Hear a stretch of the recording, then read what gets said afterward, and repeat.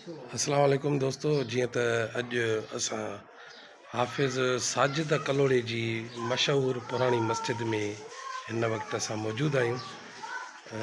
काठियामाला में हाफ़िज़ साजिद कलोड़े जी मस्जिद आहे। माशाल्लाह तमामु बहितरीनु ठहियलु आहे।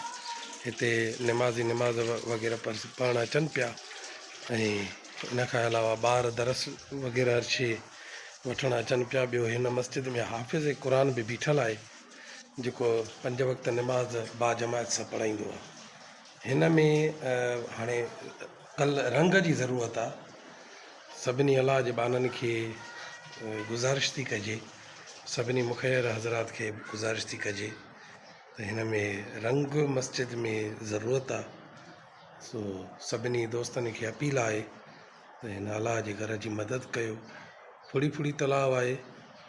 जेको बि दोस्त रंग वठी ॾियणु चाहे त हिन असां हिन में नंबर ॾियूं था, या राजा रंग वारो आहे या रज़ा मोहम्मद शेख आहे रंग वारो।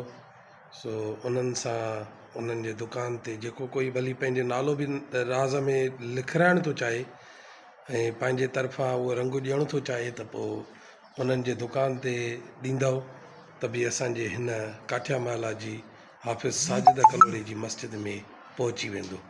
सो हिन में हाफ़िज़ क़ुर जो असां हिन में नंबर बि ॾियूं था, असां पंहिंजो बि नंबर ॾियूं था।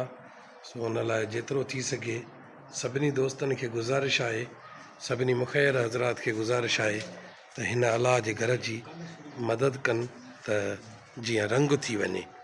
वॾियूं महिरबानियूं सभिनी दोस्तनि जूं। सभिनी दोस्तनि खे इहा अपील कजे थी त जेतिरो थी सघे हिन में रंग करायो वञे। ऐं ॿियो हिन खां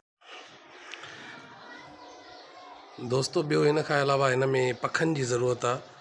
सो हिन में तक़रीबन 3 पखनि जी ज़रूरत आहे। ॿियो इन खां अलावा 12 वोल्टेज बैटरी या सोलर प्लेट या इन खां अलावा सेवरनि जी ज़रूरत आहे, बल्बनि जी।